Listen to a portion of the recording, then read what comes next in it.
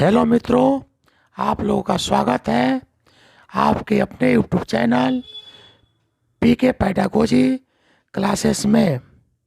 मैं Pramod Kumar Rai, assistant professor in education department, LND college Motihari. दोस्तों, 1000 प्रश्नों का पेपर 1 में मैं सीरीज चला रहा हूँ यूजीसी नेट एग्जामिनेशन 2020, जो 24/9/2000 से प्रारंभ होकर के 5 नवंबर 2020 तक यह परीक्षा होगी, जिसमें मैं 1000 प्रश्नों का सेट चला रहा हूँ। एक वीडियो में निकाल दिया हूँ जिसमें 42 प्लस लगभग 50 अन्य प्रश्नों का उसमें सेट है। उस वीडियो को अवश्य देखेंगे, सभी सब्जेक्ट से संबंधित है। तो दोस्तों, आइए हम लोग प्रश्न पर आते हैं। एक बार प्रश्न देखने के पहले एक बार आपको वीडियो अच्छा लगे तो लाइक, शेयर तथा सब्सक्राइब अवश्य करेंगे। तो दोस्तों, यह यूजीसी नेट में आया हुआ है 2016 में। यह पर यूजीसी नेट, रेलवे, SSC अन्य परीक्षा से संबंधित भी इसमें प्रश्न है। यह शिक्षण एवं शोध अभियोक्ता के साथ साथ रीजनिंग, मैथमेटिकल एप्टीट्यूड इत्यादि प्रश्न इसमें शामिल है। 20 प्रश्नों का यह सेट है, इसको अच्छा से देखेंगे। क्वेश्चन नंबर 1, शिक्षण की प्रभावकारिता। शिक्षण की प्रभावकारिता में योगदान देने वाले सकारात्मक कारकों वाले विकल्प का चयन कीजिए। कारकों की सूची दी गई है। पहला, अध्यापक को शिक्षण की प्रभावकारिता में योगदान देने वाले सकारात्मक कारकों वाले विकल्प का चयन कीजिए। कारकों की सूची दी। अध्यापक को विषय का ज्ञान। सेकंड, बी, अध्यापक की आर्थिक पृष्ठभूमि। सी, अध्यापक का संप्रेषण कौशल। चौथा, डी है विद्यार्थियों को संतुष्ट करने की अध्यापक की योग्यता। पांचवा है विद्यार्थियों के साथ अध्यापक का व्यक्तिगत संपर्क। छठा है कक्षा समव्यवहार के संचालन और अनुश्रवण में अध्यापक की क्षमता। तो मित्रों, इसका आंसर आप बताएंगे। पहला ए में दिया हुआ है PCD, बी में CDF और सी में BD और E, डी है AC और F। तो इसका आंसर आप लोग देख करके 5 सेकंड का मैं समय देता हूं, उसके बाद मैं आंसर बताऊंगा। आप लोग बताएंगे कमेंट करके। आइए हम उत्तर को देखते हैं। इसका आंसर होगा डी। डी कैसे होगा देखिए। अध्यापक को विषय का ज्ञान होना आवश्यक है। यदि विषय का ज्ञान नहीं होगा तो अच्छा से अपने विषय का संपादन नहीं करेंगे। सी, अध्यापक का संप्रेषण कौशल। संप्रेषण कौशल भी अच्छी होनी चाहिए। अध्यापक की आर्थिक पृष्ठभूमि। आर्थिक पृष्ठभूमि से शिक्षक को क्लास में कोई लेना देना नहीं है। विद्यार्थियों को संतुष्ट करने की अध्यापक की योग्यता, इससे भी कोई मतलब नहीं है। कक्षा समव्यवहार के संचालन और अनुश्रवण में अध्यापक की क्षमता, जो कि विकल्प के अनुसार चलना पड़ता है।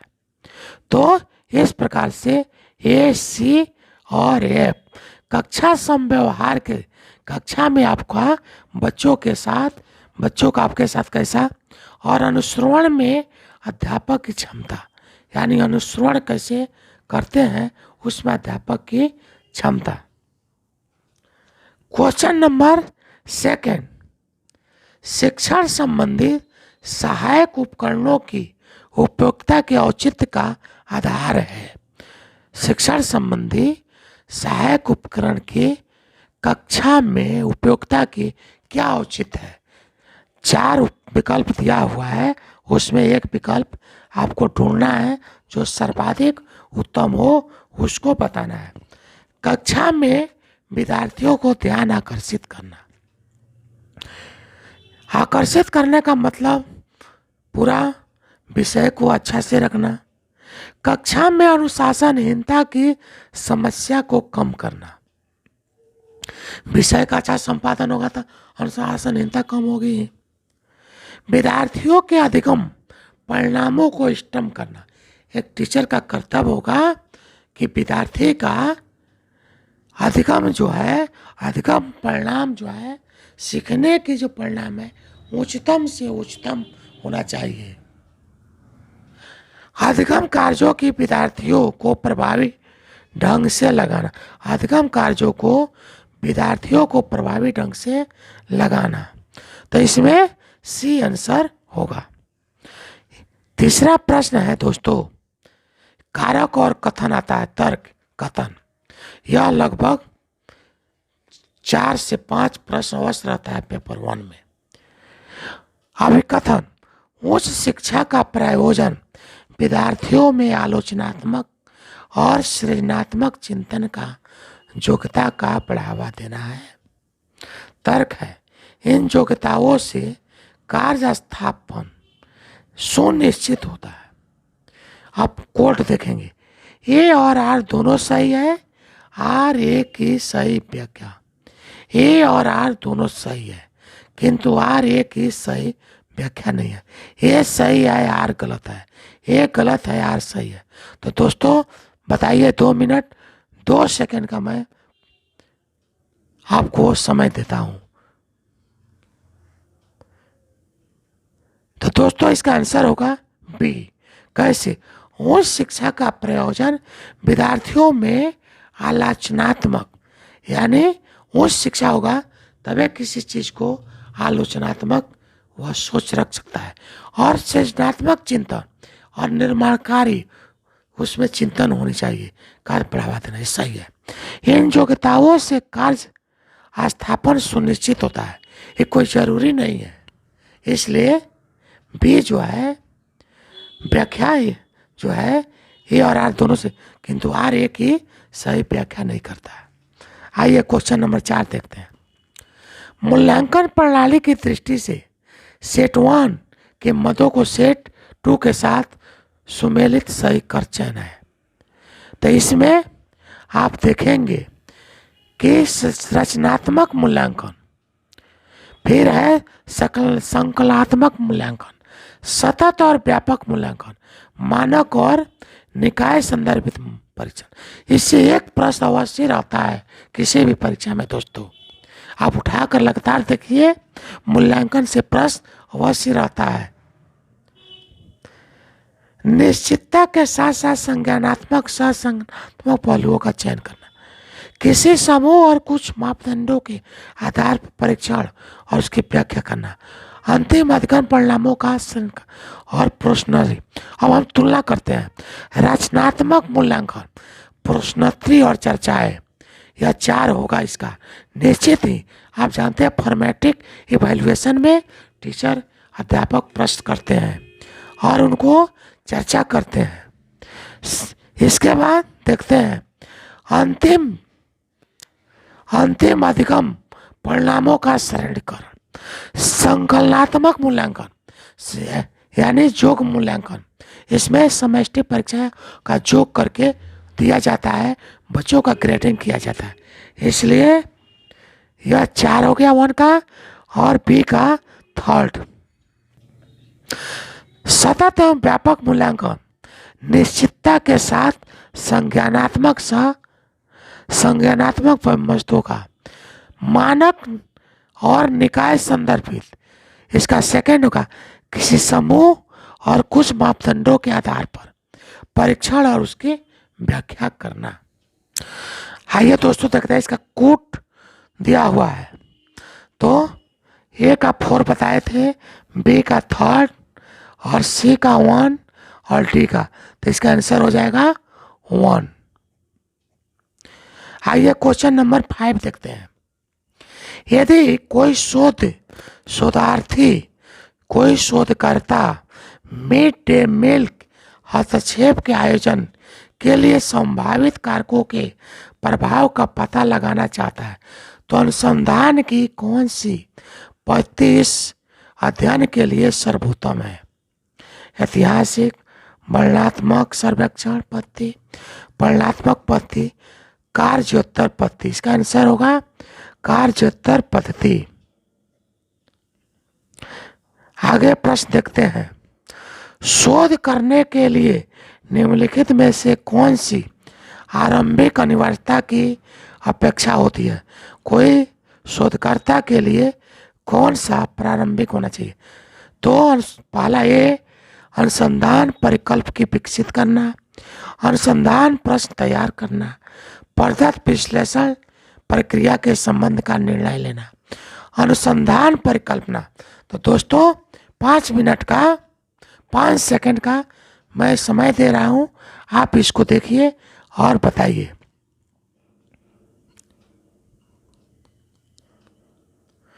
शोध करने के लिए आरंभिक अनिवार्यता की अपेक्षा है कि अनुसंधान प्रश्न तैयार करना। अनुसंधान प्रश्न तैयार नहीं होगा तो कोई काम नहीं कर सकते। 7वां प्रश्न देखते हैं। शोध प्रबंध लिखने का प्रारूप वही है जो निम्नलिखित निर्मित है। शोध प्रपत्र लेख और तैयार करना ए, बी संगोष्ठी प्रस्तुतिकरण का लेखन, शोध के लघु शोध प्रबंध में कार्यशाला सम्मेलन में लेख प्रस्तुत करना। तो इसका आंसर होगा दोस्तों शोध के लघु शोध प्रबंध में। 8वां प्रश्न है। गुणात्मक शोध के प्रतिमान में निम्नलिखित में से कौन सी विशेषता को महत्वपूर्ण माना जाता है? पहला है मानवकृत शोध उपकरणों की सहायता के पद्धति संकलन, संभाव्य प्रतिदर्श तकनीकी सहित प्रतिदर्श का चयन करना, सी पद्धतों को संग्रहण में इंद्रिय अनुभविक साक्ष्यों का निम्न से उच्च राष्ट्रीयता की ओर उन्मुखता, और 8वां डी है नन ऑफ दिस।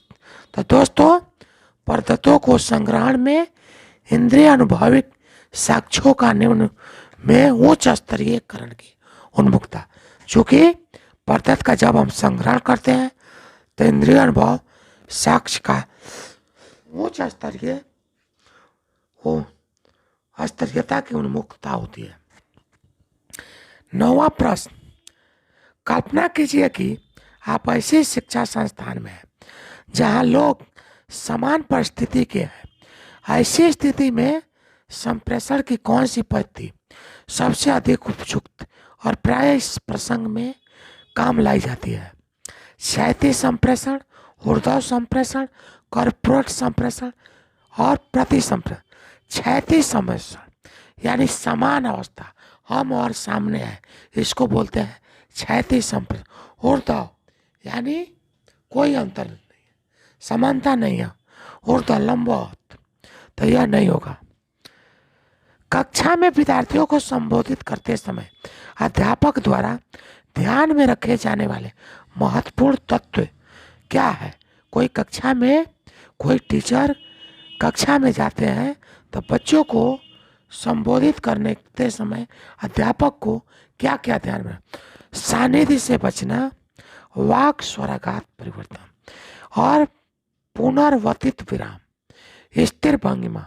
तो आंसर होगा वाक स्वराघात परिवर्तन, वाक मॉड्यूलन। 11 प्रश्न। प्रभावी संप्रेषण में अवरोधक है। कोई प्रभावी संप्रेषण में क्या चीज अवरोधक है?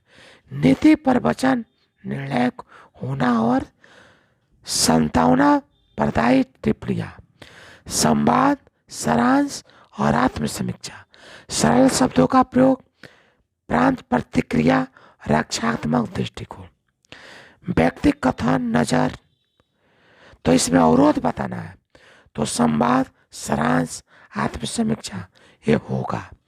सरल शब्दों का प्रयोग, शांत प्रतिक्रिया, रक्षात्मक दृष्टिकोण ये भी होगा। व्यक्ति कथन, नजर होगा, लेकिन नीति, प्रवचन, निर्णय परक होना और संभावना प्रभावी टिप्पणियां ये ही गलत है। ये प्रश्न आंसर होगा। प्रत्येक संप्रेषण को किस प्रकार का अनुभव होता है? प्रत्येक संप्रेषण को प्रत्येक बार संप्रेषण करते हैं तो किस प्रकार का अनुभव होता है? क्षिप्त आवेग, होम्योफिलिक मुद्दा, प्रत्याशित उत्तेजना, परिस्थिति विस्थापन। तो प्रत्याशित उत्तेजना, जब संप्रेषण करते हैं तो अनुसार उत्तेजात्मक एक्साइटेड हो जाता है व्यक्ति। हाँ, अब हम क्वेश्चन नंबर 13 पर चलते हैं। तो दोस्तों एक बार वीडियो को लाइक अवश्य कर देंगे, एक लाइक तो बनता ही है। और साथ ही मेरे चैनल पर जो मेरे मित्र नए हैं, नए देख रहे हैं, वे चैनल को लाइक और सब्सक्राइब अवश्य करेंगे और शेयर भी करेंगे। तो दोस्तों अब हम देखते हैं रीजनिंग। आप जानते हैं रीजनिंग से 15 से 20 क्वेश्चन, रीजनिंग से लेकर के मैथमेटिकल इतने प्रश्न रहते हैं। तो आइए हम देखते हैं। कतिपय कोट में सिलेक्शन का कोट क्यूसी क्रेल जिलमल है, तो अमेरिकन का कोट क्या होगा? तो देखिए दोस्तों, आप यहाँ देख रहे हैं दिया हुआ है सिलेक्शन, SELECTION,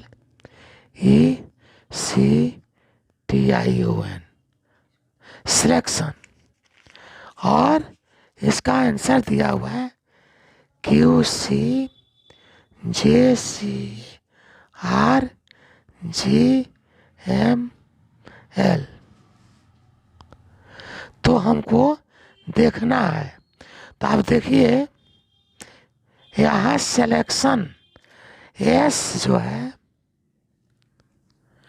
एस का आप ए से लेकर के जेड तक ABCD यानी 1 2 3 4 यानी सभी लेटर का स्थान आपको याद होना चाहिए। आप देखेंगे आपका दिया हुआ है ए से एक का एस का कोट वर्ड क्यू है। तो एस का होता है संकेत में इजोटी,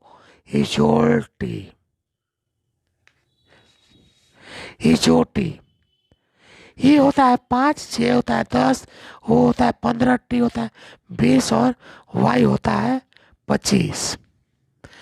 तो यहाँ दिया हुआ है टी के पहले एस आता है, एस का 19 होता है, और इसके पहले आर आता है और तब QRS, एस का दिया हुआ है क्यू, एस का दिया हुआ है क्यू, एस का क्या दिया हुआ है क्यू, यानी 2 घर पीछे। तो यहाँ ए का 2 घर पीछे क्या होगा? तो ZY, तो ये वाई देखेंगे किस में है? वाई में ए और डी 2 में है। अब सेकंड लेटर को देखते हैं, ई का है सी, 2 घर पीछे है। इसी तरह अमेरिकन में एम लिखा हुआ है, एम के 2 घर पीछे, तो एम का होता है 13। तो KLM, तो 2 घर पीछे क्या होगा? के का मान क्या होता है? 11, और एल का क्या होता है? 12। तो इस प्रकार दोस्तों इसके बाद क्या होगा? हमारा वाई के बाद के, तो हमारा लेटर मिल गया, तो हमारा आंसर क्या होगा? 1 होगा। अब दोस्तों हम आते हैं क्वेश्चन नंबर 14। आप 3, 11, 23, 29, 39 और 59 देख रहे हैं। तो यहां पर किस तरह से होगा आप यहां देखिए, 11 में से 3 घटेगा,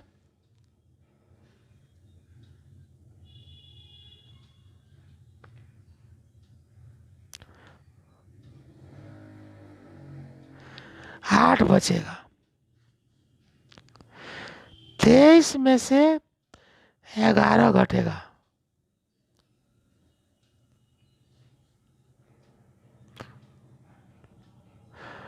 39 में से 23 घटेगा और 59 में से 39 घटेगा, 20।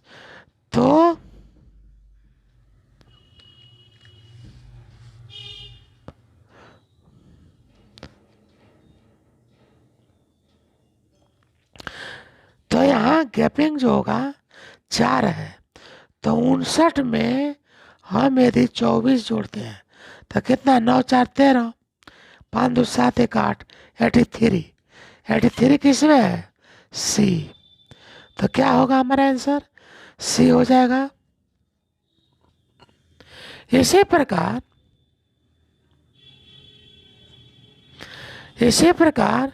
एक क्वेश्चन दिया हुआ है, ए से बी, ए से बी शहर की रेल टिकटों दो रेल टिकट, यानी ए से एक्स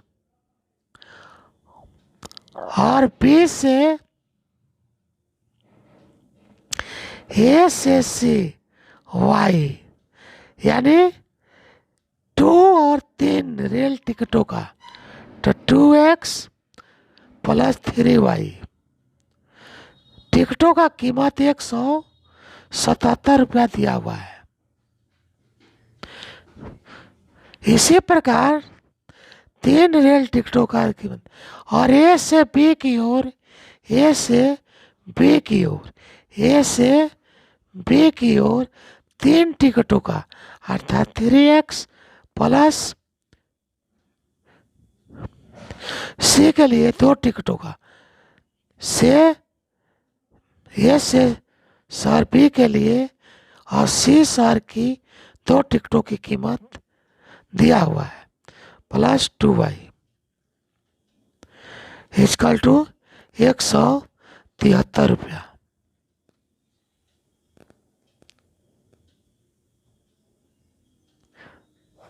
तो दोस्तों अब इसको हम क्या करेंगे कि इक्वेशन नंबर 1 को 2 से, इक्वेशन नंबर 2 को 3 से मल्टीप्लाई कर देंगे।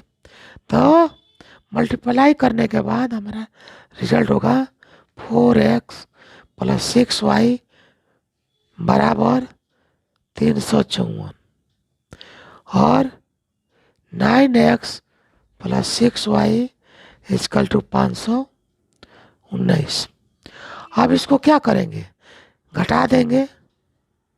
घटाने के बाद ये कट जाएगा और यहाँ घट जाएगा तो 5x इक्वल टू, यहाँ घटाने के बाद 165 आएगा। 10 9 में से 4 गया 5 और 7 में से 3, 12 में से 5 6, 165। तो 5 से x इक्वल टू 165 बटा 5, 5 तिहाई 15, 5 तिहाई 33, यानी x का मान क्या होगा, यानी डी नंबर आंसर होगा। अब दोस्तों एक क्वेश्चन देखते हैं और रीजनिंग का दिया हुआ है। एक व्यक्ति अपने सामने की ओर, मान लीजिए हम कहीं से, हम अपने सामने ऐसे खड़े हैं। हाँ, एक व्यक्ति अपने सामने की ओर 10 मीटर जाता है। कितना जाता है, 10 मीटर। एक व्यक्ति एक व्यक्ति अपने सामने की ओर 10 मीटर जाता है और दाहिने की ओर 10 मीटर, अब दाहिने मुड़ गए, 10 मीटर मुड़ जाता है और दाहिने की ओर 10 मीटर और चलता है, फिर अपनी बाईं ओर मुड़ करके, तो ऐसे किया, फिर बाएं की ओर मुड़ा 5 मीटर, बाएं की ओर, फिर बाईं मोड़ता है 15 मीटर, 15 मीटर, फिर बाईं मुड़ता है 15 मीटर, 15 मीटर।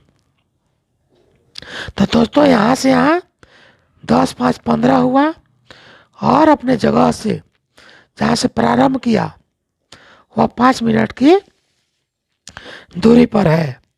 कहता है 15 मीटर चलता है, तो वह उस समय अपने आरंभ बिंदु से कितनी दूरी पर है, तो 5 मीटर की अपने आरंभ दूरी से यहाँ से यहाँ 5 मीटर की दूरी पर है। एक क्वेश्चन है दोस्तों, ए बी की बहन है, ए बी की बहन है, भाई बहन है, इसको इस तरह से निरूपित कर दिए, ए बहन है बी की और एफ जी की पुत्री है, एफ जी की पुत्री है, किसकी है, एफ जी की, सी बी की माता है, सी बी की,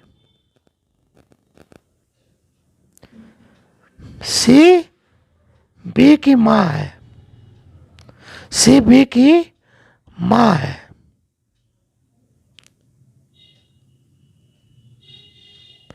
डी सी का पिता है, डी सी का पिता है, डी सी का पिता है। ई डी की माता है, ई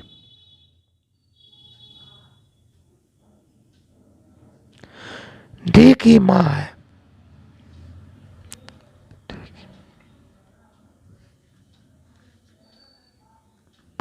ए और डी का संबंध, तो दोस्तों देखेंगे ए और बी भाई बहन है, इसकी माँ है सी और सी की माँ है, सी की माँ डी है, तो क्या हो जाएगा इसमें, ग्रैंड डॉटर यानी नानी की बेटी की बेटी, यानी एक माँ की बेटी क्या होगी, पोती ही होगी, तो होगी ग्रैंड डॉटर, पोती। क्वेश्चन नंबर 17 का ये आंसर। आइए देखते हैं क्वेश्चन नंबर 18। निम्नलिखित अभिकथनों में दो इस प्रकार संबंधित है कि वे एक दूसरे के नकारात्मक है, वे कथन कौन से है, सही कूट का चयन कीजिए। सभी महिलाएं पुरुषों के बराबर होती है। देखिए दोस्तों, कुछ महिलाएं पुरुषों के बराबर होती है, कुछ महिलाएं पुरुषों की बराबर नहीं होती, कोई भी महिला पुरुषों के बराबर, तो सभी महिलाएं पुरुषों की बराबर और कोई भी महिला पुरुषों, तो ये सकारात्मक और ये नकारात्मक, तो ये कूट नंबर ए आपका ए और डी दिया हुआ, ए में ए और बी, ए और डी, सी और डी और ए और सी, तो आंसर होगा ए और डी, हमारा ए और डी आंसर होगा। आगे क्वेश्चन देखेंगे एक रीजनिंग से संबंधित 19 नंबर, श्रृंखला ए और श्रृंखला A B A D C, यानी 1 2 3 4 5, उसके बाद एफ जी एच आई 6 7 8 9, अब क्या होगा 10 11 12 13 14, यानी JKLMN। अब यहाँ 1 2 तो गया है, उसके बाद आधे सीधे जो आया उल्टा हो गया, 5 4 3। अब यहाँ फिर सीधा लिख रहा है तो यहाँ उल्टा हो जाएगा MNMLKJ। तो किसमें है? CNMLKJ। इस तरह से। आइए एक अंतिम प्रश्न आज का देखते हैं।